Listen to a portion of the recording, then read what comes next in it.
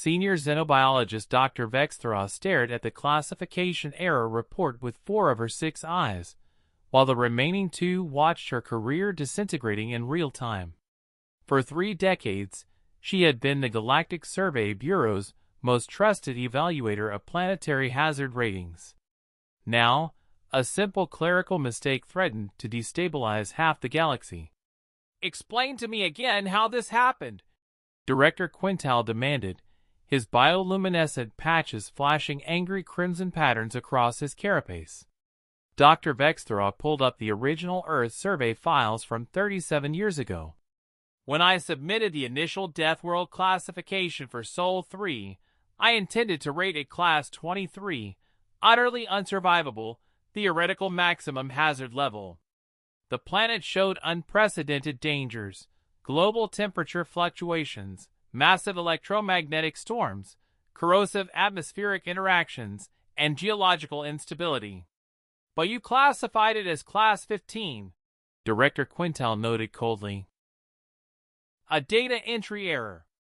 My assistant's tentacle slipped during the submission process. Instead of 23, we accidentally entered 15. Dr. Vexthra's voice grew smaller. "We thought we had caught it in review, but the correction never went through the system." Communications Officer Zithera interrupted from her console. "Sirs, the ramifications are spreading. 17 species have lodged formal complaints. The Kethrani Republic is demanding reparations for emotional trauma caused by fraudulent safety ratings."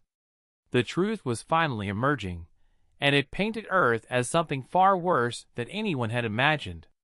Class 15 death worlds were extreme, but theoretically survivable for highly adapted species. Class 23 was reserved for planets so hostile that they existed purely as theoretical constructs in xenobiological textbooks. "Let me understand this," Director Quintal said slowly. "For 37 years, the galaxy has believed Earth was merely extremely dangerous.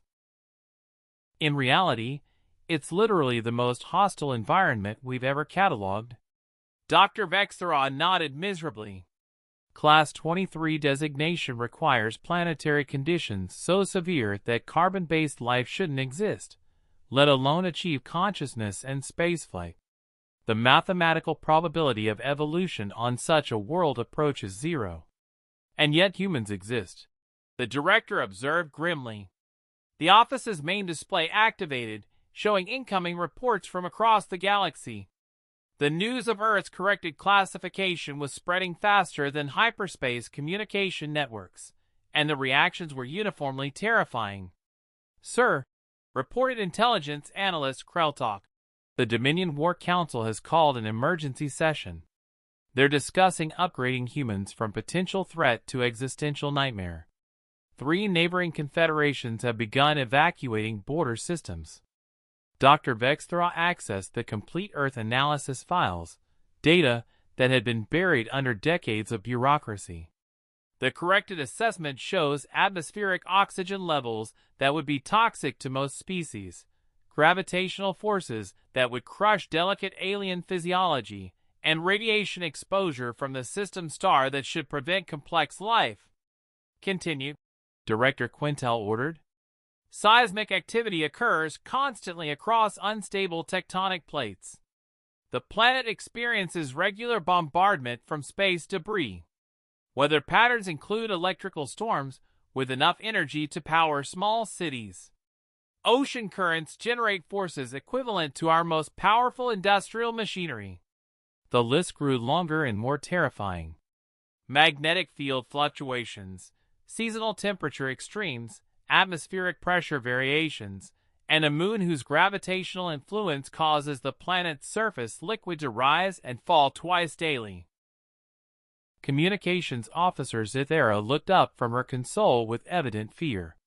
"Sirs, the Galactic Council is requesting immediate audience.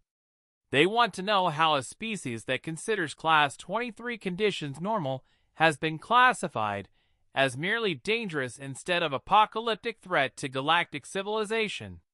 Director Quintal reviewed the files with growing horror. "Dr. Vexthra, humans evolved on a planet where every single day's survival requires overcoming conditions that would instantly kill most galactic species? Yes, sir. But it gets worse. According to cultural analysis files, humans don't just survive these conditions, they consider them pleasant. They engage in recreational activities that deliberately expose them to even more extreme versions of their planet's natural hazards. Such as, they intentionally launch themselves from high altitudes using primitive fabric devices. They submerge themselves in the corrosive liquid covering their world for entertainment. They climb vertical surfaces without safety equipment for psychological satisfaction. A new alert flashed across the communication board. Intelligence Chief Morcan's voice filled the office. Priority message from the Outer Rim. A human exploration vessel just landed on Kepler 78b, a planet we classified as uninhabitable due to surface temperatures exceeding 2,000 degrees. The humans have established a research station and described the conditions as a bit warm. Director Quintal closed his eyes with all 6 optical organs. Dr. Vexthera, prepare a new classification system. We're going to need categories beyond Class 23. Sir? If humans consider Class 23 conditions suitable for beach vacations, we need to fundamentally reconsider what constitutes a habitable world.